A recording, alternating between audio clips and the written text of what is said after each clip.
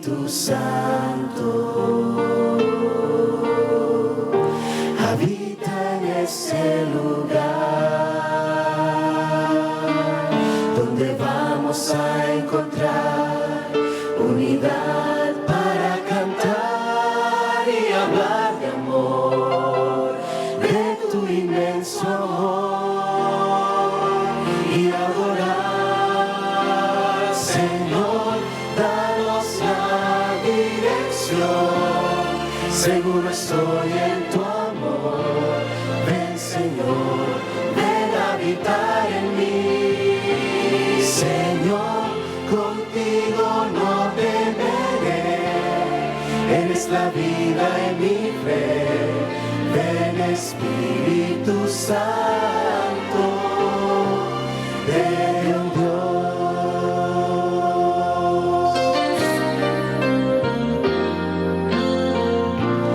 Ven, Espíritu Santo,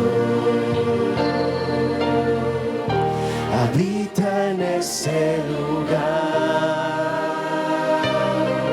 donde vamos a encontrar unidad para cantar y hablar de amor, de tu inmenso amor y adorar. Señor, danos la dirección, seguro estoy en tu amor. Ven, Señor, ven a habitar en mí.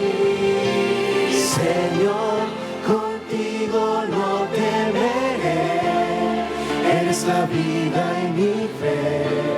Ven, Espíritu Santo de Dios.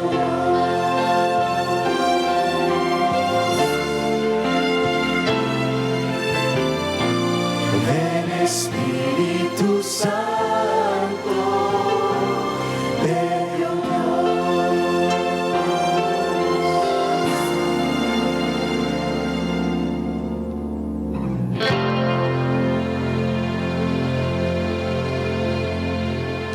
Bien, hermanos, así como estamos, nos ponemos de rodillas, vamos a orar.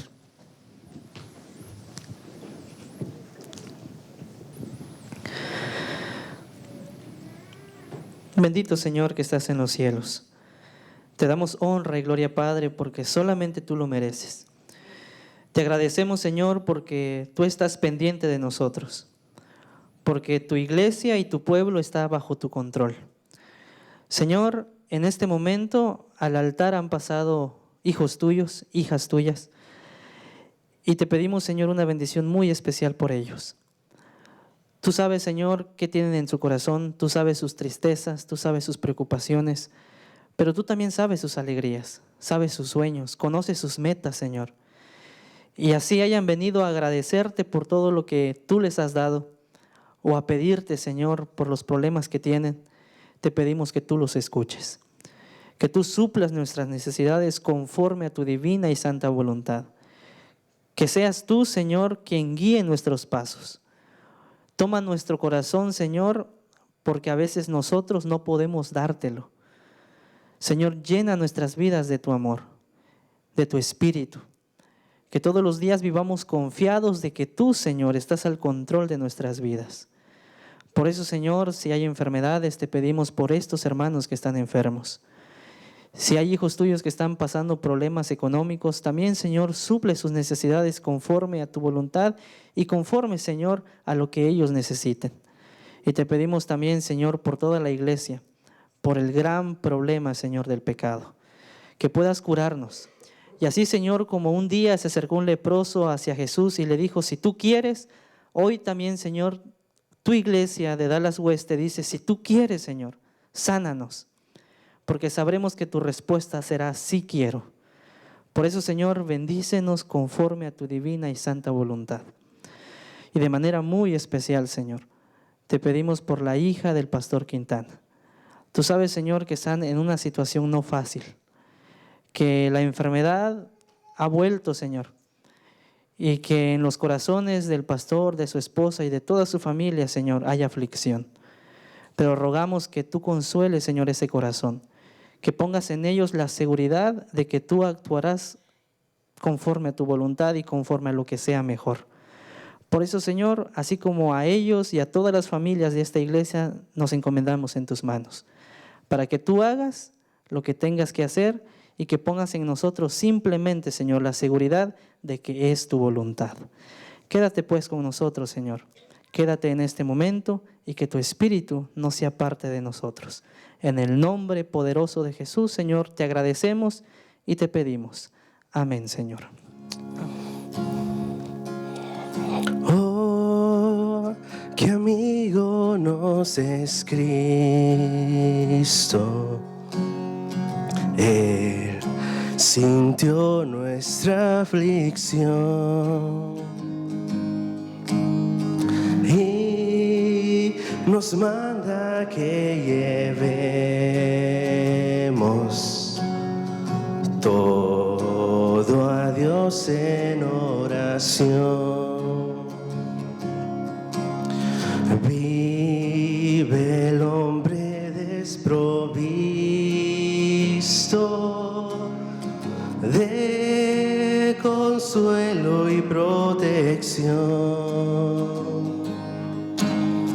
Es porque no tiene dicho todo a Dios en oración. Vives débil y cargado de temor y tentación. A Jesús, su amigo eterno, cuenta todo en oración. Te desprecian tus amigos, dilo a él en oración. En sus brazos cariñosos, paz tendrá tu corazón. Jesucristo es nuestro amigo, de eso pruebas mil mostró. Al sufrir el cruel castigo que el culpable mereció, y su pueblo redimido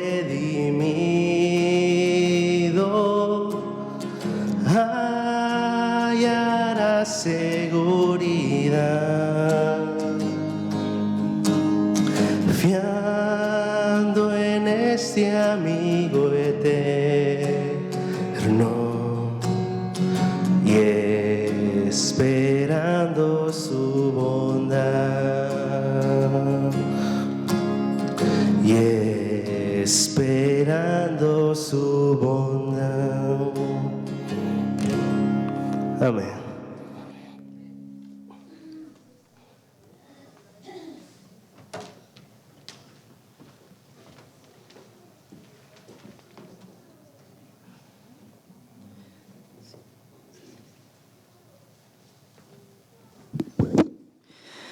Bien, hermanos, muy buenos días. Feliz sábado. Dani, muchas gracias por ese precioso himno. No cabe duda, ¿no?, de lo maravilloso que es orar y que el Señor nos escuche.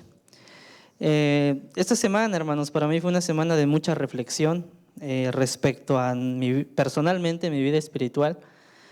Y se los digo honestamente porque llega un momento en tu vida donde no importa quién seas, necesitas reflexionar en tu vida espiritual y ver cómo estamos.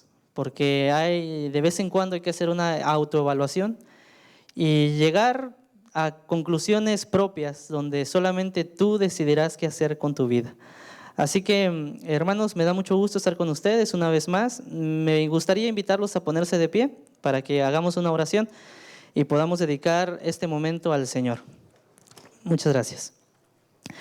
Señor, que estás en el cielo, estamos aquí, Padre, convencidos de que eres tú el quien es el centro del universo, convencidos de que tu amado Hijo Cristo Jesús murió en la cruz, nos dio, Señor, la posibilidad de tener vida eterna y resucitó, Señor, para que esa posibilidad se confirmara.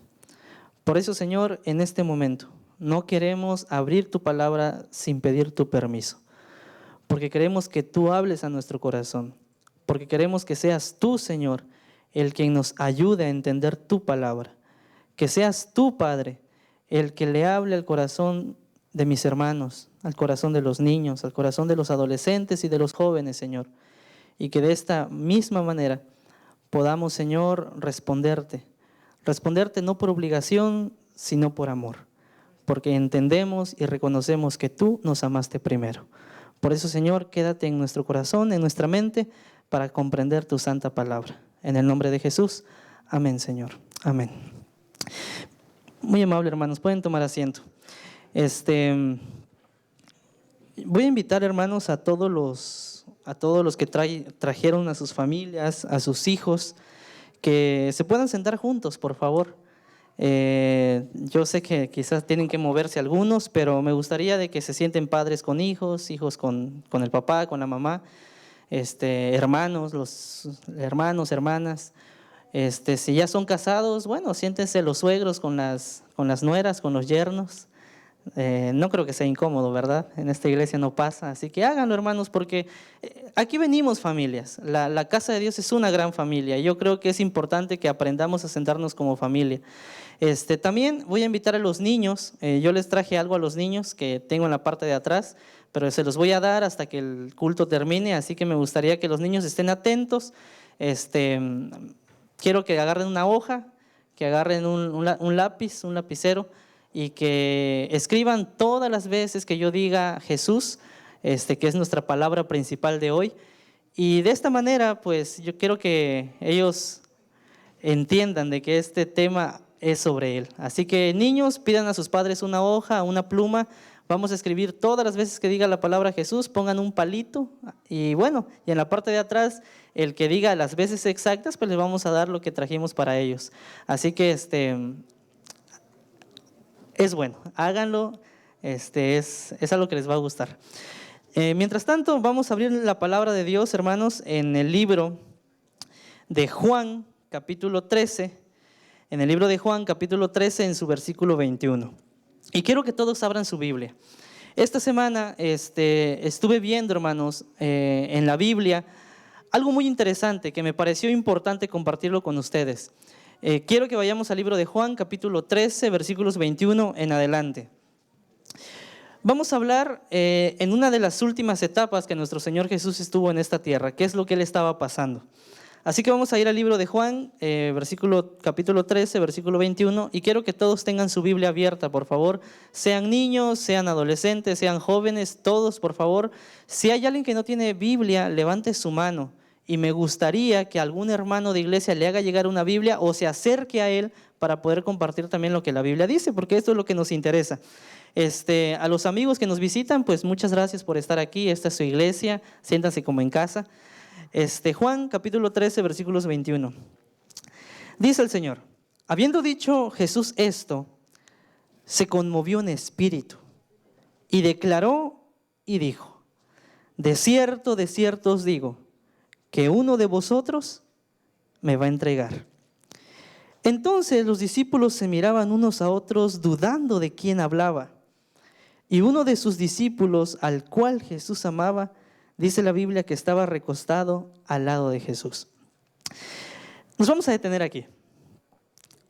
El Señor Jesús, me imagino que miró a sus 12 discípulos. Y mirándolos fijamente uno por uno, pasando de Pedro hasta Juan, Jesús les dijo: uno de ustedes me va a entregar. ¿Qué hubieses pensado tú, siendo el discípulo de Jesús, si hubieras escuchado esas palabras de Él? Los discípulos se consternaron Ellos no entendieron exactamente qué quiso decir, que el versículo 22 declara que los discípulos se miraban unos a otros y dudando de quién tenía que ser ese que lo iba a entregar. Y el versículo 23 presenta un panorama muy interesante y que a mí en lo personal me gusta mucho, que uno de ellos, el cual Jesús amaba, dice la Biblia que estaba ¿cómo? Al lado, que estaba recostado con él. Y el versículo 24 dice, a este pues hizo señas Simón Pedro. Siempre Pedro. En todas las historias aparece Pedro como el que hace cosas que normalmente no son quizá las más educadas, pero bueno, Pedro era así, impulsivo. Y dice el versículo 24 que a este pues hizo señas Simón. ¿Alguna vez tú te has sentado a comer con tu familia en una mesa y quieres decirle algo a alguien, pero que nadie se dé cuenta? ¿Qué es lo que haces? ¿Cómo lo haces? El salvadoreño levanta los labios, ¿verdad? No sé por qué, pero así son ellos, igual que los hondureños. En mi casa, por ejemplo, mi padre, cuando nos quería decir algo, llegaba a visita y nos quería decir algo, nada más levantaba las cejas. Y ya sabíamos, teníamos que salirnos porque él decía que en la conversación de adultos nos teníamos que meternos, así que bueno. Pero, ¿has hecho alguna vez tú una seña? ¿No? Los ojos, algunos los bailan, ¿verdad? Para que se dé cuenta de qué quieres decir. Algunos mueven la boca, otros nada más se tocan la oreja como diciendo, ya sabes. Pero Pedro, dice la Biblia, que al que estaba al lado de Jesús y recostado encima con él, dice la Biblia que le hizo señas. Yo me imagino yo no sé qué tipo de señas le hizo, pero dice la Biblia que le hizo señas, pero con un propósito. ¿Cuál era el propósito? ¿Y cómo haces señas tú para que él se dé cuenta de quién quería ser? Dice la Biblia, a este pues hizo señas Simón Pedro para que preguntase quién era aquel de quien hablaba. Yo me imagino que cuando Jesús dice, uno de ustedes me va a entregar, me imagino que los discípulos se quedan viendo, el otro está recostado con Jesús, y como se quedan viendo unos por otros, llega un momento en que este discípulo que está recostado fija los ojos en Pedro. Y Pedro le dice, ¿quién es? Dile. Y entendiendo ese discípulo que está recostado con Jesús, dice el versículo 25 que él entonces, recostado cerca del pecho de Jesús, le dijo, Señor, ¿quién es? ¿Lo escucharon todos los demás discípulos? ¿Escucharon la pregunta que él hizo los demás discípulos? Lo que Pedro quería al hacer las señas es que no se enteraran. Entonces el que entendió las señas de Pedro, que estaba cerca del pecho de Jesús, me imagino que le recostó un poco más la cabeza y le dijo, Señor, ¿y quién es? ¿Quién es? El versículo 26 dice, respondió Jesús, a quien yo diera el pan mojado, aquel es. Hagamos un paréntesis, hermano. ¿A quién le dijo Jesús estas palabras? Al que estaba recostado. ¿Se lo dijo a los otros discípulos? No se los dijo. Jesús, cuando escucha la pregunta del discípulo que está recostado y le dice, ¿quién es? Jesús le dice, al que yo le diera el pan mojado, ese es. Y entonces, dice el versículo 27, en el versículo 26, segunda parte, y mojando el pan, Jesús se lo dio a Judas Iscariote, hijo de Simón. Pregunto, de todos los discípulos que estaban ahí, ¿quién es el que se dio cuenta quién lo iba a entregar? El discípulo que estaba recostado. ¿Los demás se dieron cuenta? ¿Los demás supieron? No, y esto es muy interesante, hermanos, porque de todos los discípulos hubo uno que sí supo quién lo iba a entregar. Y lo supo porque el Señor mismo le dijo quién iba a ser. Y esto es interesantísimo, hermanos, porque en el versículo 27 y después del bocado, dice la Biblia que Satanás entró ¿en quién? En Judas. Entonces Jesús le dijo, lo que vas a hacer, hazlo pronto, no tardes. Y miren lo que dice el versículo 28, pero ninguno de los que estaban en la mesa entendió por qué le dijo eso. ¿Qué quiere decir eso? Que no se dieron cuenta de que estaba hablando Jesús. Juan, que era el discípulo que siempre se recostaba en el pecho de Jesús, como que medio entendió. Este es el que lo entrega, pero ¿por qué le dice que lo que tiene que hacer lo haga pronto? Y entonces en el versículo 29 aclara el por qué. Algunos pensaban, puesto que Judas tenía la bolsa, que Jesús le decía, compra lo que necesitas para la fiesta, o que diese algo a los pobres. Cuando él pues hubo tomado el bocado, salió. ¿Quién se salió? ¿Quién salió de la reunión? Judas. Judas se fue. Y era ya de noche. En la misma situación, en el versículo 31, sucede algo muy interesante. Entonces, cuando hubo salido, Jesús dijo, ahora es glorificado el Hijo del Hombre, y Dios es glorificado en él. Si Dios es glorificado en él, Dios también le glorificará en sí mismo, y enseguida le glorificará. Hijitos, aún estaré con vosotros un poco. Me buscaréis, pero como dije a los judíos, así os digo ahora a vosotros. A donde yo voy, vosotros no pueden ir. Y entonces en el versículo 34 aparece una declaración muy interesante de parte de Jesús. Un mandamiento nuevo os doy, que os améis los unos a los otros, como yo os he amado, que también se amen los unos a los otros. Ahora pregunto yo, hermanos, yo en mi ignorancia muchas veces me pregunté, ¿por qué este mandamiento Jesús lo presenta como un mandamiento nuevo? Y por mucho tiempo me hice la misma pregunta.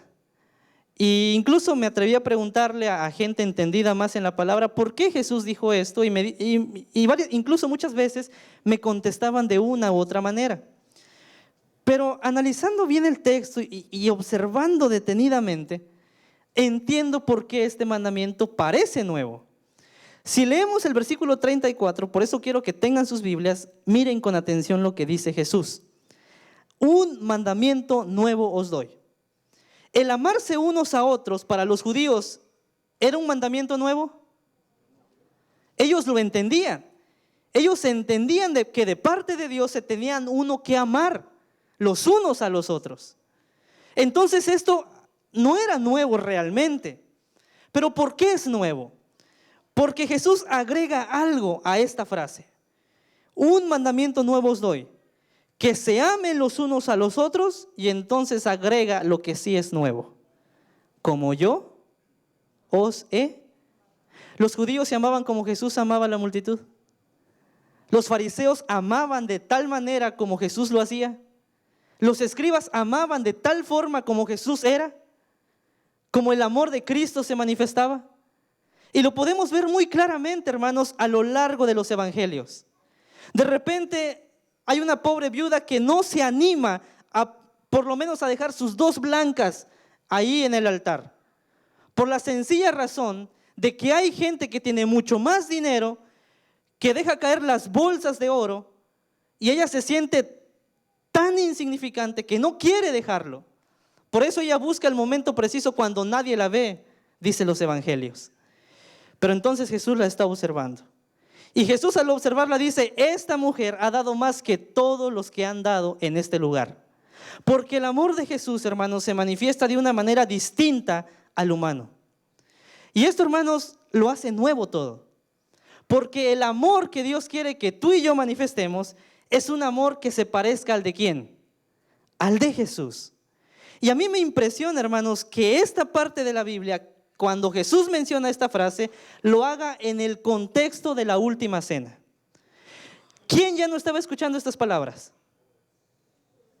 El único discípulo que ya no escuchó estas palabras, ¿quién fue? Judas. ¿Y quién era Judas? El que estaba a cargo de ¿qué cosa? Era el tesorero de los discípulos. Y Judas no era una persona que no estaba preparada, que de hecho era una quizá de las más preparadas dentro de los discípulos. Por eso ellos cuando Jesús le dijo, lo que vas a hacer, hazlo pronto, los discípulos dijeron, bueno, ¿de qué estará hablando Jesús? ¿Será que tiene una misión especial para él? Sin embargo, queridos hermanos, aquí aparece algo significativo para nuestro tiempo hoy. El mandamiento nuevo es que se amen los unos a otros como yo os he amado, dice el Señor, que también se amen los unos a los otros. Y entonces aparece una frase muy sencilla de Jesús. Versículo 35. En esto conocerán que ustedes son mis discípulos. ¿En qué? En que se amen los unos a los otros. Hermanos, la pregunta surge, ¿somos realmente discípulos de Jesús? ¿Somos realmente discípulos de Cristo? ¿Realmente somos sus seguidores? Los discípulos habían caminado cerca de 3 años y algunos meses con Jesús y habían aprendido y desaprendido muchas cosas.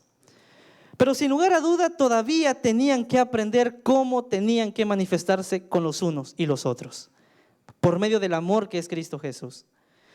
Y cuando Jesús dice, muchachos, el mundo no los va a conocer si ustedes no se aman. La única manera de que el mundo sepa que yo estoy en ustedes es que ustedes se amen. Cuando el Señor pregunta, cuando el Señor dice, uno de ustedes me va a entregar, los discípulos se quedan viendo unos a otros diciendo, ¿y quién va a ser? Y entonces Pedro le hace señas, pregúntale. ¿Y qué hace el que está ahí al lado de Jesús? Señor, ¿quién es? Mira, el que le dé el bocado en la boca, ese es. Y cuando Juan lo ve, me imagino dándole el bocado, y Jesús diciéndole, lo que vas a hacer, hazlo pronto, yo me imagino la sorpresa de Juan. ¿Y él es el más preparado del grupo? ¿El tesorero? Sí, el tesorero. Judas se siente tan abrumado, que dice la Biblia, que Satanás se apodera de él y se va, porque no resiste estar ahí. ¿Alguna vez te han llegado a tu casa, a tu propia casa, y te han dicho una verdad? ¿Alguna vez te han dicho, hermano, usted está mal en esto? ¿Cómo te sientes? A mí muchas veces me han dicho eso. Y cada vez que me dicen una verdad, no se siente tan cómodo, porque la verdad incomoda. Y cada vez que alguien me dice y me recalca los errores que tengo, las piernas me tiemblan. Se me hace un hueco en el estómago, el corazón me palpita más fuerte y de alguna manera me siento tan incómodo que lo único que quiero es que esa persona se vaya. ¿Por qué? Porque la verdad incomoda. Y cuando Judas se da cuenta de lo que está hablando Jesús, Judas sale. Y cuando Judas sale, querido hermano, las palabras de Jesús son importantes, que el grupo tiene que entenderlo. Solamente el mundo te conocerá si ustedes se aman. Y esto, hermano, cobra mucha relevancia para nuestro tiempo hoy. Por eso yo hice una frase que quiero decírsela. Yo llegué a una conclusión y quiero compartirla. Y la conclusión es esta. El amor es lo único que te ayudará a no traicionar a Jesús. Quiero que se la repita. El amor es lo único que te ayudará a no traicionar a Jesús. Quiero que vayamos a Mateo capítulo 25. Mateo capítulo 25. Y quiero hablar esta segunda parte de acuerdo al contexto que ya hemos estudiado. Mateo capítulo 25. Y en esta parte quiero pedirle una disculpa a Nereida y a Luis, porque ellos estuvieron el sábado pasado en la iglesia de la filial en Grand Prairie y yo hablé de esta parte de la Biblia. Así que muchachos, disculpen la repetición, pero para mí es muy importante que esta iglesia entienda lo que hoy vamos a leer en Mateo 25. Así que si quieren ayudarme, muchachos, también de lo que aprendieron. Mateo 25 habla de la parábola de las 10 vírgenes. Y el versículo 1 dice: el reino de los cielos será semejante a 10 vírgenes que tomando sus lámparas salieron a recibir ¿a quién? Al esposo. Quiero entrar en contexto. En la época de Jesús, toda novia que se iba a casar tenía que buscar a 10 damas de honor. 10 muchachas, 10 amigas. Pero no tenían que ser cualquier tipo de amigas. Tenían que ser 10 amigas que fueran ¿cómo? ¿Cómo dice la Biblia? Vírgenes. O sea, que no estuvieran casadas. Y probablemente que no tuvieran novio, o tal vez ya un novio con compromiso. Y tenía que buscar a 10 personas que fueran vírgenes. con un solo propósito. En esa época, cuando el novio venía, se tenía que, de acuerdo a la tradición, tenían que esperar las 10 mujeres para que si era de noche con sus lámparas le alumbraran el camino hasta llegar al banquete. En ese tiempo no había electricidad, en ese tiempo no existía focos ni nada de eso. ¿Qué era con lo que alumbraba a la gente? Con fuego. Entonces, lo interesante de este relato es que las 10 vírgenes, dice el versículo 1, salieron a recibir ¿a quién? Ahora, cuando dice la Biblia en el versículo 1, salieron a recibir al esposo, ¿el esposo ya estaba ahí? Todavía no había llegado, ¿verdad que no? Todavía no. Pero la misión de ellas era salir a recibir al esposo, quizá verse en una plaza a las 10, esperar y que viniendo el esposo dijeran: hola, mucho gusto, mi nombre es Juanita, mi nombre es Marta, mi nombre es María, mi nombre es Lourdes, nosotros somos las que te vamos a llevar al banquete, así que síguenos. Esa era la misión de las 10 vírgenes en esa época cuando la gente se casaba. El novio sabía la tradición, conocía la tradición, por lo tanto, él sabía que había 10 mujeres que lo iban a estar esperando para llevarlo al banquete. Teniendo en cuenta esto, el versículo 2 dice que 5 de ellas, ¿cómo eran? Prudentes. ¿Y 5 cómo? 5 de ellas plancharon su vestido con anticipación un día anterior. 5 de ellas se arreglaron las uñas con anterioridad. 5 de ellas, me imagino que el cuarto era limpio y ordenado. Y 5 de ellas no. 5 de ellas esperan todo a lo último. Y yo creo que muchos de nosotros los hispanos nos identificamos con eso. Te espero a las 10 de la mañana. ¿A qué hora llega el mexicano? Al menos yo hablo de los mexicanos porque soy mexicano. Yo me acuerdo que en el Club de Conquistadores muchas veces a las 11 hay que vernos aquí. Y llegábamos 11:30 y no había 2 personas. Y lamentablemente ni siquiera el director estaba, que era lo peor, ¿no? Entonces somos tan impuntuales y quizás sí eran estas mujeres, las insensatas. A las 5 nos vemos y llegaban a las 6 porque creían que todo el mundo pensaba así. Que de hecho, hermanos, hago un paréntesis. En cierto lugar del mundo, cuando se estacionan, por ejemplo, digamos que vienen a la iglesia, la gente se estaciona lo más lejos, el primero que llega se estaciona lo más lejos posible, porque tiene tiempo de caminar y llegar con tiempo y sentarse, en este caso, digamos, a la iglesia. En esa parte del mundo, le dejan los espacios más cerca del edificio a los que llegan tarde. ¿Para qué? Para que ellos no caminen tanto y no se les haga más tarde de lo que ya es. Sin embargo, ¿cómo pensamos nosotros? Aquí, en esta parte, en la parte occidental del mundo, pensamos de una manera distinta. Si es posible, te estacionas en la misma puerta, ¿para qué? Para ganar los primeros lugares. Pero en esta parte del mundo no, que de hecho sería bueno practicarlo, hermanos. Es solamente un paréntesis. Ahora, 5 de ellas eran prudentes, 5 eran insensatas. Versículo 3. Las insensatas tomaron sus lámparas y no tomaron consigo, ¿qué cosa? Aceite. Salieron tan deprisa de la casa, quizá con unas arrugas en el vestido, y por eso quizás se les olvidó tomar aceite. Y las prudentes, versículo 4, tomaron aceite en sus vasijas juntamente con sus lámparas. Tardándose el esposo, ¿qué pasó con las 5 insensatas y con las 5 prudentes? ¿Cuántas cabecearon? Todas. Aquí no se trata si eres prudente o insensata. Dice la Biblia que todas cabecearon y todas, ¿qué pasó con ellas? Se durmieron. ¿Alguna vez has cabeceado? Es horrible. Cuando tienes mucho sueño y estás en algún lugar esperando algo y cabeceas, es sumamente horrible. Las 5 prudentes y las 5 insensatas cabecearon y se durmieron. Versículo 6. Y a la medianoche se oyó un clamor que decía: aquí viene el esposo, salid a recibirle. Y hermanos, cuando escuchan ellas que ya viene el esposo, dice la Biblia que se levantaron aquellas vírgenes y arreglaron sus lámparas. Ahora yo aquí quiero hacer una pregunta muy importante. ¿Las vírgenes son las esposas? ¿Las 10 vírgenes es la novia que se va a casar con el novio que viene? ¿Las 10 vírgenes es la esposa que ya está con el esposo? ¿Qué misión tienen las 10 vírgenes? ¿Cuál es la misión de ellas? La misión de ellas no es casarse con el novio. La misión de ellas es esperarlo en un lugar y alumbrarle el camino para que el novio llegue con bien. ¿Hacia dónde? Hacia el banquete. Esa es la misión de las 10 damas de honor. Por eso, hermanos, es muy importante que entendamos esto respecto a lo que Jesús dijo allá en Juan 13:35.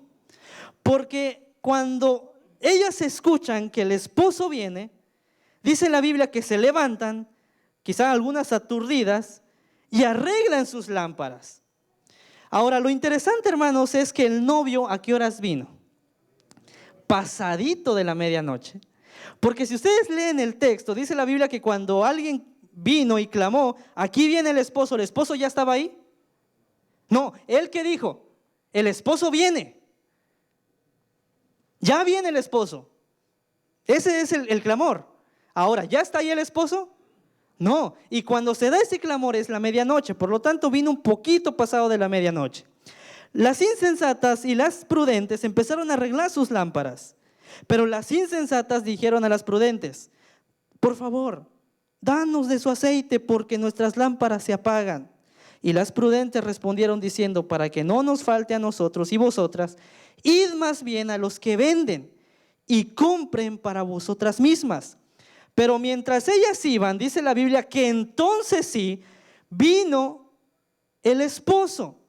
Y las que estaban preparadas entraron con él a las bodas. ¿Y qué pasó con la puerta, hermanos? Se cerró. Yo me imagino que de repente viene el novio. El novio viene, sabe que hay 10 que las están esperando. Y cuando el novio llega donde están las 10, se da cuenta que ¿cuántas hay nada más? Solamente 5. Y yo me pregunto al esposo preguntando, ¿y las otras 5? Y yo me imagino quizá la líder de esas 5 que están ahí diciendo, bueno, señores, que no estaban preparadas. Y pues fueron a conseguir aceite y nos dijeron que usted las espere. Y yo me imagino al novio decir, no tengo tiempo. Porque el novio lo que quiere ver es ¿a quién? ¿A quién quiere ver el novio? A su esposa. Por lo tanto, no le importa romper el protocolo y decir, pues con ustedes 5 vámonos. Con 5 lámparas es suficiente para alumbrar el camino. Que de hecho, ¿era de día o de noche? Por lo tanto, las lámparas sí sirvieron. Entonces el novio dice, vámonos. El novio tiene prisa, ya quiere ver a la novia. Y se va. Y era costumbre en aquella época que una vez entrado el novio, la puerta se cerraba. Y se quedaba afuera quien se quedara. Yo creo que la única manera de abrirlo es que la novia se quedara afuera, para que la novia entrara, ¿no? Era la única manera. Pero de ahí en más, dice la Biblia que la puerta se cerró. Pero mientras ellas iban a comprar, dice la Biblia, vino el novio. Versículo 11. Después vinieron las otras vírgenes diciendo, Señor, Señor, ábrenos. Y aquí hay algo muy interesante. El novio no las ignora. ¿Verdad que no las ignora? No las ignora, porque el novio responde. Por lo tanto, quiere decir que él los escucha y las atiende. Pero las atiende para decirle, de cierto os digo que a ustedes, ¿qué cosa? No las conozco. Las 5 que sí entraron, el novio sí las conoció, porque cuando el novio vino, se presentaron. Hola, yo soy María, yo soy Juanita, yo soy Marta. Hola, mucho gusto. ¿Ustedes son los que me van a llevar? Sí, bueno, vamos. Pero las otras que no conoció, pues el novio no las conocía, porque cuando él llegó ellas no estaban. Entonces, queridos hermanos, en el versículo 13, el Señor, terminando la parábola, hace una declaración. Velad pues, porque no sabéis el día ni la hora en que el Hijo del Hombre va a venir. Ahora, si las 10 vírgenes simbolizan a nuestra iglesia hoy día, no la simbolizan en calidad de novia, la simbolizan en calidad de aquellas que tienen la misión de preparar el camino. ¿Hacia dónde? Hacia el banquete. Por lo tanto, queridos hermanos, cuando el Señor Jesús está dando esta parábola, no está pensando en que estas mujeres es la esposa.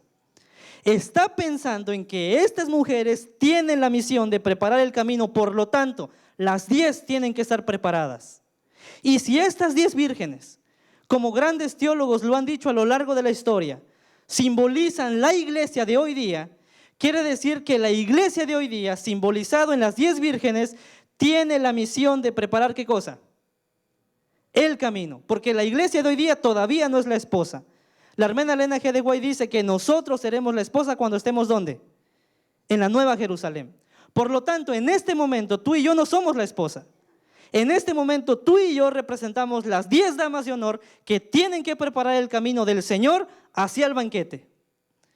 Pero ¿cómo está la condición de las 10 damas de honor?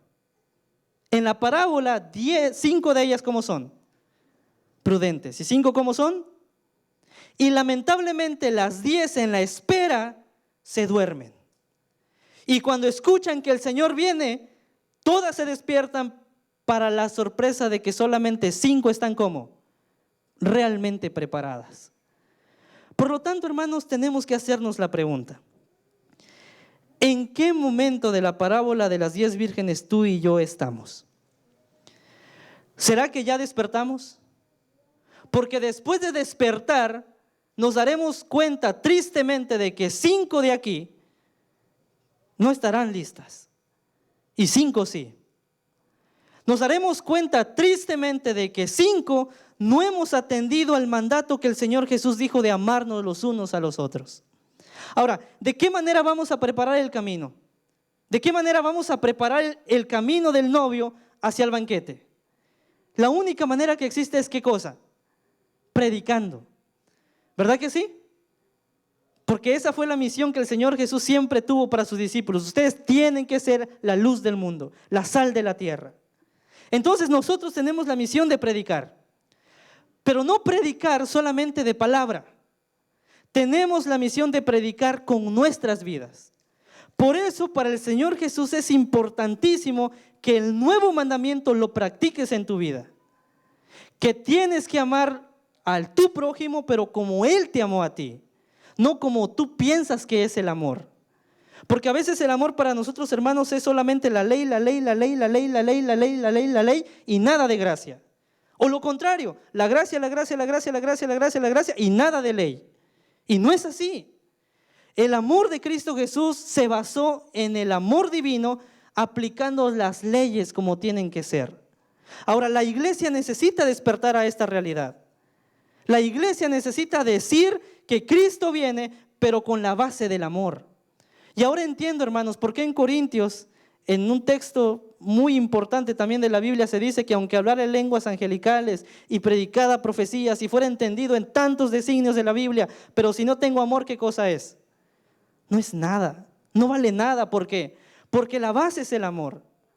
Y por eso en esto conocerán que ustedes son mis discípulos, en que nos amemos, ¿qué cosa? Los unos a los otros.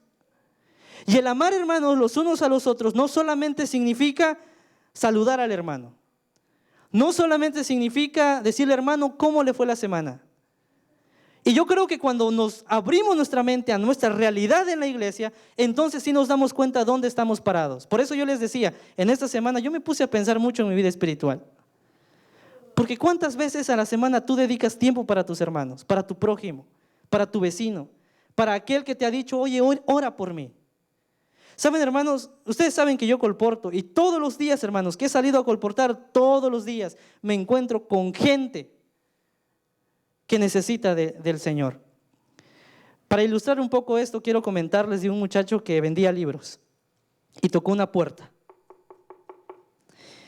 Y salió una señora muchacha, porque estaba joven, y la joven le dijo, ¿qué quiere?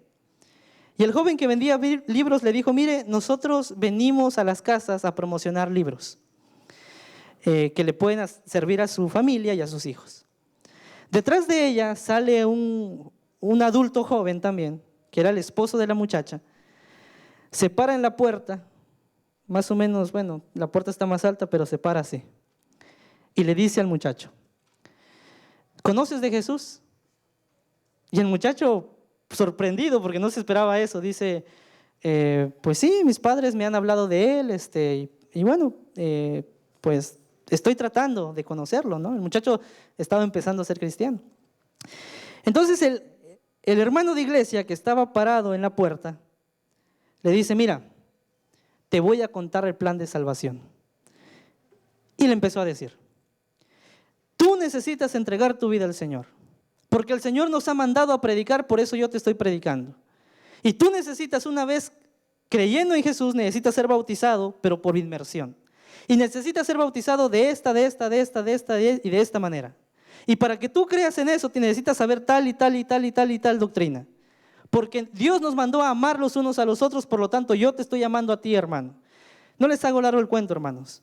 1 hora y media tuvo el hermano parado en la puerta diciéndole esto al muchacho. El sol estaba fuerte, eran cerca de la 1 de la tarde, lugar caluroso. Y entonces al muchacho solamente se le ocurrió decir esto: hermano, o como se llame, yo le creyera más de todo lo que usted me está diciendo si usted me hubiera dejado pasar a su casa, por lo menos, a su clima, y me hubiera regalado un vasito de agua, porque aquí fuera está el calor muy fuerte. Pregunto yo, hermanos, ¿realmente amaba ese hermano a su prójimo? ¿Realmente estaba predicando el evangelio? No, estaba como esas vírgenes que estaban cabeceando y dormidas. Porque aunque creía que estaba haciendo bien, aunque estaba vestido de dama de honor, aunque tenía su lámpara, no tenía ¿qué cosa? No tenía aceite, no tenía el Espíritu en su vida de verdad. Por lo tanto, no estaba listo para el regreso del Señor. Y si el que es mandado a la misión de alistar el terreno para aquel novio que viene no estaba listo, entonces cuando él predicaba palabras de vida para vida eterna, no lo hacía. ¿Por qué? Porque su vida no lo estaba haciendo. Por eso, queridos hermanos, el Señor Jesús dice: en esto conocerá el mundo que ustedes son mis discípulos, en que se amen los unos a los otros. Y vamos a dar estudios bíblicos y le decimos a la gente: tienes que venir a la iglesia. Esta iglesia fue fundada por Dios, amén. Fue fundada por Dios. ¿Y para qué? Para anunciar las buenas nuevas. El movimiento adventista, Dios en su mente lo diseñó para predicar las buenas nuevas. Y entonces a la iglesia adventista vienen las visitas, vienen los amigos. Pero cuando vienen a la iglesia, ¿qué están viendo los hermanos? ¿Qué están viendo los amigos nuevos que vienen a la iglesia? Cuando escuchan decir: en esto conocerán que ustedes son mis discípulos, la pregunta es: ¿ellos se dan cuenta que son sus discípulos? ¿Ellos se están dando cuenta que tú y yo realmente somos sus discípulos? Hermanos, con toda honestidad, yo he visitado cerca de 9 iglesias aquí en el Metroplex. Y tristemente les puedo decir que solamente una iglesia se ha tomado el tiempo de ir, decirte: hermano, bienvenido, esta es tu iglesia, y te abraza. Y te pasa hacia el frente o hacia adentro y te dice: hermano, para lo que usted necesite, aquí estamos. Una iglesia, no voy a decir cuál. Las demás, querido hermano, pasas desapercibido. ¿Por qué? De repente tú le planteas al hermano que el Señor es su Salvador. El que está estudiando la Biblia dice: sí, lo acepto, qué maravilloso el evangelio. Y cuando llega a la iglesia se da cuenta que los hermanos están peleando. ¿Están viendo que son sus discípulos? Porque Jesús lo dijo muy claro: en esto conocerán que sois mis discípulos. ¿En qué? En que se amen los unos a los otros como yo los amé. Por eso, hermanos, la iglesia necesita despertar. Cristo viene, aleluya. Pero para eso, queridos hermanos, necesitamos tener nuestra lámpara con aceite, y suficiente aceite. Porque si no, va a ser imposible que le alumbremos el camino al Señor. Imposible. Y lo harán otras personas por nosotros. Hermanos, la iglesia necesita predicar el evangelio con sus vidas. Y cuando hablamos de eso, yo me pongo en la bolsa y digo: ¿será que lo estamos haciendo? ¿Será que de verdad somos discípulos del Señor? Hermanos, esta iglesia ha sido zarandeada realmente. Ha sido, pero también lo está haciendo. Yo vine aquí cuando un problema muy grande había pasado. Y este problema se extendió tanto que incluso hasta hoy día hay consecuencias de eso. Pero cuando llegas a una iglesia que ha pasado por momentos difíciles como la disidencia, queda en el corazón una gran cicatriz que solamente el Señor puede curarlo. Queda una gran cicatriz que solamente entregando nuestra vida al Señor Jesús realmente Él puede sanarlo. Porque si no es así, queridos hermanos, tarde o temprano traicionaremos al Señor porque no lo hemos amado de verdad. Y eso lo podemos ver en la vida y la experiencia de Judas. Ahora, qué interesante, hermanos, la lección a mí me encantó. ¿Hasta dónde tuvo que llegar Jonás y aún así el Señor tuvo misericordia de él? ¿Hasta dónde Judas tuvo que llegar que si él se hubiese arrepentido por todo el daño que había hecho, el Señor Jesús, la sierva del Señor, en deseo de todas las gentes, dice que el Señor lo hubiese perdonado? Pero no quiso y se ahorcó. Ahora, queridos hermanos, nosotros que somos el pueblo de Dios, que somos la iglesia de Dios, estamos llamados a preparar el camino del novio hacia el banquete, pero predicando con nuestras vidas. Por eso, hermanos, si tú ves que un hermano de iglesia, y se los digo honestamente, si tú ves a un hermano de iglesia que tal vez no está haciendo las cosas bien, sigue el mandamiento, no es tan difícil. Ve y díselo, hermano, te amo, vamos a orar, porque todos somos pecadores. Y si tú te equivocaste, vamos a orar para que tú, hermano, seas redimido y yo también. ¿Qué cuesta? No cuesta nada. Hermanos, pero somos tan complicados que escuchas un comentario allá y escuchas otro comentario allá. Y la persona que es quizá la que está cometiendo el error nunca lo sabe por esa persona, lo sabe por terceros. Y qué triste es darnos cuenta, hermano, que eso sucede en la iglesia. Si tú tienes algo contra tu hermano, ve y díselo. ¿Qué cuesta? Querido hermano, si a ti no te gusta algo que se hace en la iglesia, ve y dilo. Y sugiere qué es lo que se puede hacer. Hermanos, tenemos que despertar. Tenemos que amarnos los unos a los otros como Jesús lo hizo. Basta ya de condenar a la gente que se sienta con pecadores. Ve y come con los publicanos. Ve y come con la gente que no conoce a Dios. Hermano, no pasa nada. El Señor Jesús lo hizo. Si alguien viene y te dice, es que esta mujer la encontramos en adulterio, hay que apedrearla, ¿qué tienes que decir? Bueno, pues el que esté libre de pecado, tire la primera piedra. Y el Señor Jesús, yo no te condeno, ni yo te condeno, dijo el Señor. Vete y no peques más. Hermanos, no estamos para ser jueces. Estamos para comunicar el Evangelio. Esa es nuestra misión. Por eso, queridos hermanos, es momento más que nunca de adoptar las palabras del Señor. Amémonos los unos a los otros. Yo creo, hermanos, que el mandamiento del Señor quizás se ha entendido mal. El mandamiento dice, amémonos los unos a los otros, y quizá lo hemos comprendido armados los unos a los otros. Porque a veces pasa, hermanos. Y no hablo de esta iglesia, hablo de una iglesia mundial. ¿Saben ustedes, hermano, qué hermoso fue el testimonio que se dejó en San Antonio ahora que fue el Congreso? Platicando con algunos hermanos que estuvieron en la clausura, como el hermano Víctor, él decía, qué lindo, que la gente se quedó con una impresión de esa iglesia por cómo se comportó. Y qué lindo, hermanos, que la gente nos conozca, no tanto por lo que hablamos, sino por cómo vivimos. Por eso, queridos hermanos, el mensaje de esta mañana es muy sencillo, pero muy importante. Que tú y yo, Dios nos ha llamado para preparar el camino para la venida del esposo. Y tenemos que alumbrar ese camino. Y lo tenemos que alumbrar con las bases más importantes. Amados los unos a los otros. Es bonito cuando entiendes las profecías. Es bonito cuando hablas muy bonito aquí adelante. Es muy bonito. Es muy bonito cuando cantas muy bien. Es muy bonito cuando ayudas a la iglesia, cuando das dinero para que los ministerios se muevan. Pero es feo cuando haces eso y no amas los unos a los otros. Por eso, querido hermano, si tu vida realmente quieres que esté de acuerdo a la voluntad de Dios, empieza por ahí. Porque es la única manera que te ayudará a ser salvo y a estar con Jesús para siempre.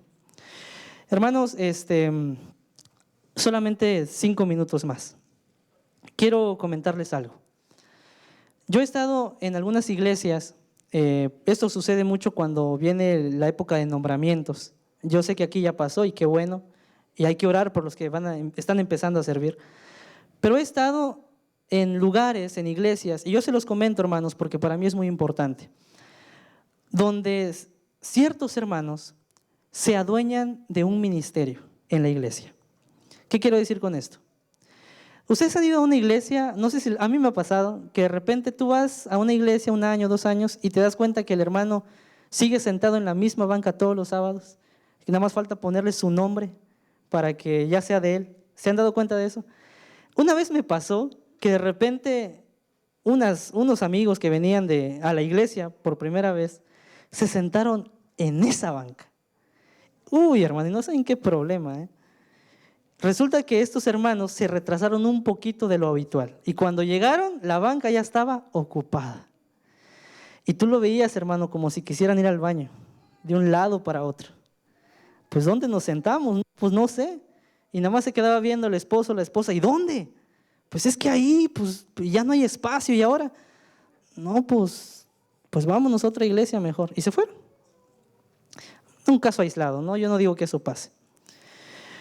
Pero eso sí pasa mucho cuando tomamos en la iglesia algo para nosotros y no salimos de ahí.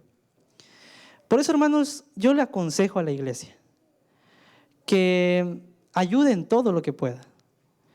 Por ejemplo, si usted es director de canto y su talento es cantar, no le hace nada, hermano, que de vez en cuando tal vez agarre una escoba y barra la iglesia. No le hace nada. Si usted es muy buena para la cocina y lo único que sabe es cocinar y ese ha sido su ministerio, no le hace daño que cambie de rutina y un día se ponga ahí en la puerta a saludar a los hermanos que vienen. No hace daño.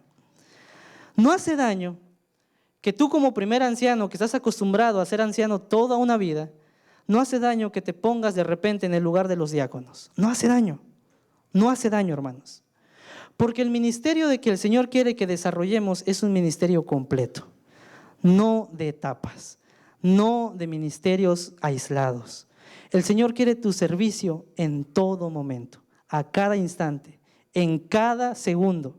Por eso, hermanos, si nos hemos adueñado de algo en la iglesia y creemos que es solamente de nosotros, eso, yo con todo el corazón y con todo el cariño que les tengo, abandonen ese hábito. Porque el amar los unos a los otros significa eso. Significa que nuestro servicio esté disponible las 24 horas del día, los 7 días a la semana, en donde el Señor nos llame y donde el prójimo lo requiera. Así que, hermanos, dejemos eso, olvidémonos de eso. Si va a haber una sociedad de jóvenes, apoyemos a la sociedad de jóvenes. Si va a haber una escuelita bíblica, apoyemos a la escuelita bíblica. Si va a haber una campaña evangelística, apoyemos la campaña evangelística. Si va a haber lo que promocionaba el hermano Víctor de salir a repartir volantes, libros, es momento para que la iglesia salga junta. Porque esta misión, hermanos, no es solamente del director de obra misionera, es de todos. Pero vamos a llegar a ese punto. Y la iglesia llegará a ese punto únicamente cuando atienda las palabras del Señor. En esto conoceréis que son mis discípulos, en que nos améis los unos a los otros como yo lo hice. Así que, hermanos, Dios quiera que esta mañana nuestro corazón realmente esté dispuesto a servir al Señor, no importa dónde y no importa cómo. Así que voy a invitarlos a que nos pongamos de pie y juntos vamos a cantar este himno que a mí en lo particular me gusta mucho. Pero es lo que necesitamos decirle al Señor. De pie, cristianos. Que el Señor, hermanos, viva en nuestro corazón hoy y siempre. Gracias, pastor, por este hermoso mensaje.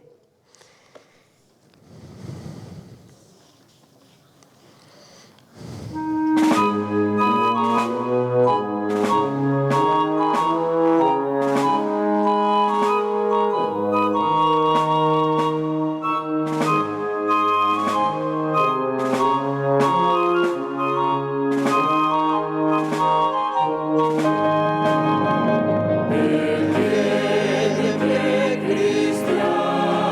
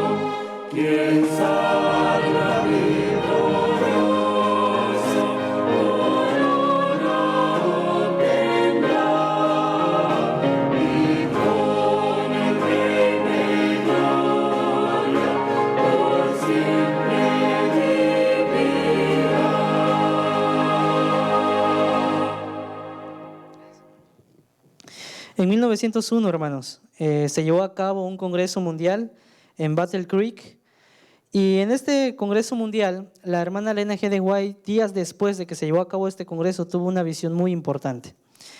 Ella en su visión vio cómo todos los delegados que habían llegado a ese congreso se pedían perdón.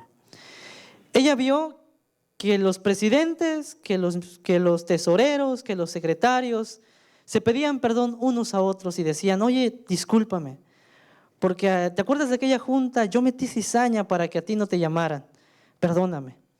Ella ve en esa visión que se arrodillan todos juntos y que confiesan sus faltas, y que después de orar el Espíritu Santo es derramado en sus vidas. Cuando ella ve esta visión, ella se alegra. Ella le llena su corazón de tanto gozo, porque ella ve que después de que el derramamiento del Espíritu Santo se da, lo que viene a continuación, ¿qué es? La venida del Señor. Pero de repente en la visión le dicen: ¿sabes qué? Esto no es real. Esto es lo que pudo haber sido, y lamentablemente no fue. Y no fue porque no se humillaron. Entonces la sierva del Señor, ella cuenta que ella dice: no fue, no es real. Y le dice el ángel: no es real, es una visión nada más.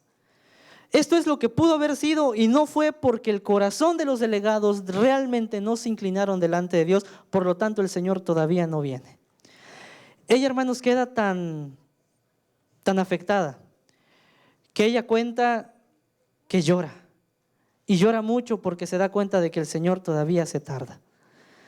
Por lo tanto, hermanos, esta anécdota, es lo que pasó en la historia, nos deja a nosotros una alternativa: que si queremos que el Señor venga ya por nosotros, tenemos que hacer lo que ellos no hicieron, que es humillarnos.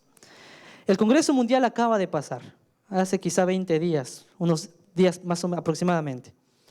Y lo que tú y yo necesitamos es que nos humillemos. Y que nos humillemos no solamente delante de Dios, sino que nos humillemos con aquel hermano con el que tú tienes algo.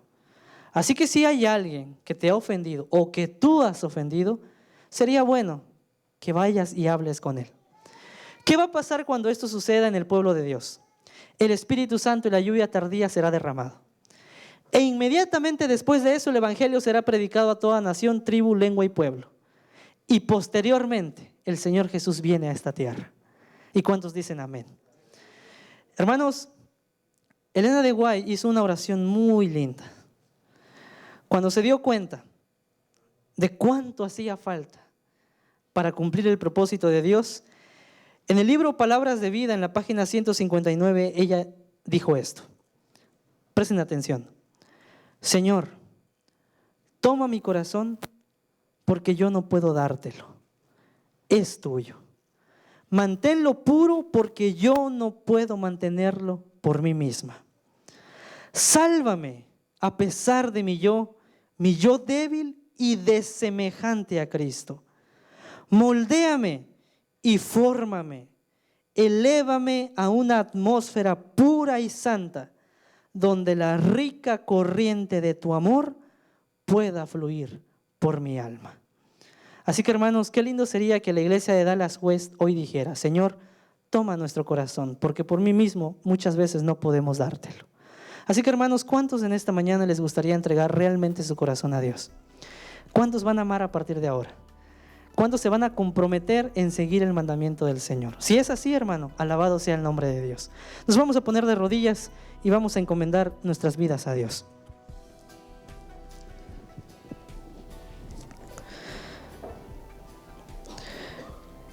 Bendito Señor que estás en el cielo. Vive Jehová, Señor, de que hoy hemos escuchado tus palabras, de que hoy has hablado a través, Señor, de la Biblia, de que nos has dicho, Señor, y nos has exhortado cómo tenemos que vivir tu evangelio. Señor, en este momento queremos pedirte primeramente perdón por si aún no hemos despertado de donde estamos durmiendo. Queremos, Señor, comprometernos para predicar tu evangelio, tu palabra, pero hacerlo de una manera que sea coherente con nuestra manera de vivir. No solamente queremos expresar de palabra y de boca lo que conocemos, sino queremos, Señor, manifestar este amor como tú lo manifestaste, preocupándote por tu prójimo. Por eso, Señor, en este momento te pedimos perdón si no lo hemos hecho. Yo, Señor, y todos mis hermanos estamos convencidos de que tú harás en esta iglesia tu obra, pase lo que pase. Y a pesar de quienes se interpongan, sabemos, Señor, de que tú guiarás a tu pueblo.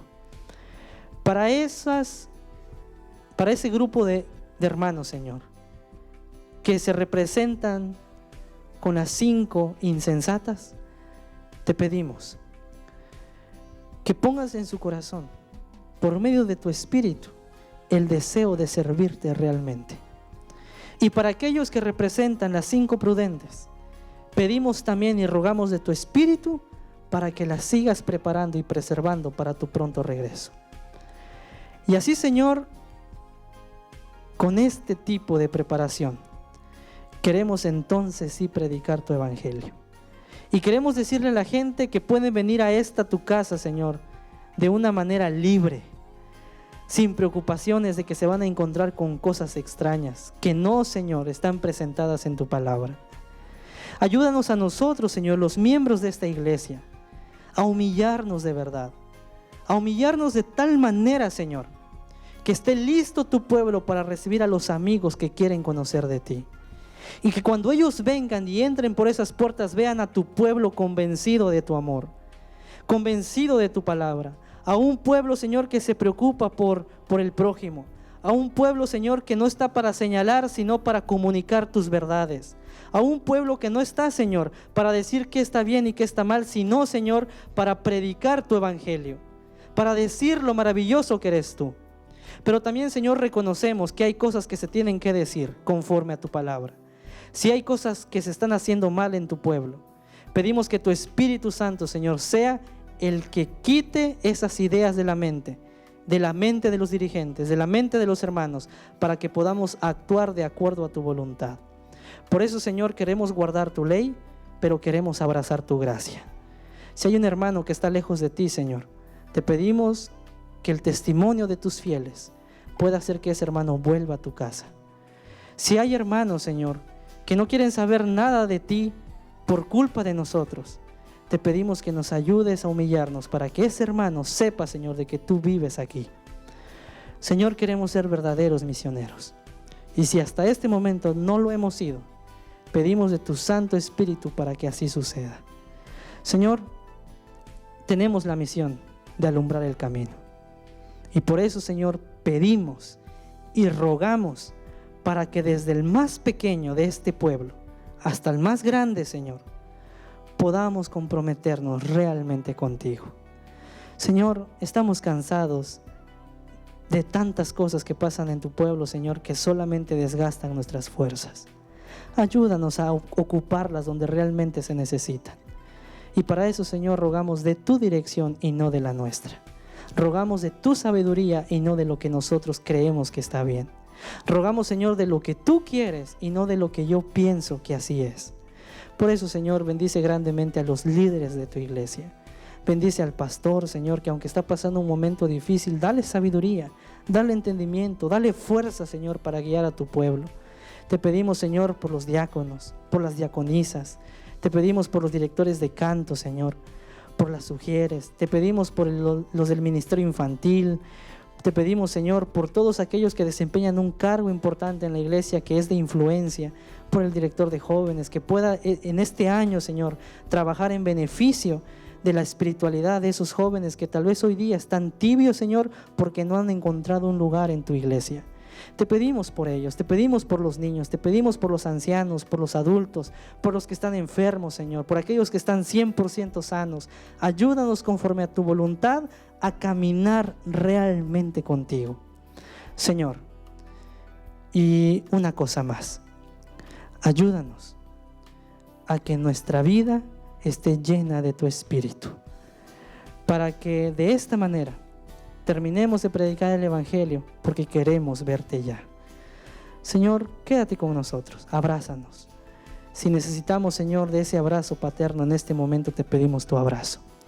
Quiérenos, ámanos como siempre lo has hecho hasta ahora, y ayúdanos a reproducir ese amor en nuestra vida, para que de esa manera, Señor, la gente que se nos acerque, la gente que tengamos alrededor, vea en nosotros un verdadero discípulo. Padre, gracias por escucharnos. Ahora nos vamos a levantar, muchos de nosotros iremos a casa, tomaremos los alimentos, compartiremos con la familia. Pero te pedimos, Señor, que aún en ese ambiente tú puedas estar con nosotros.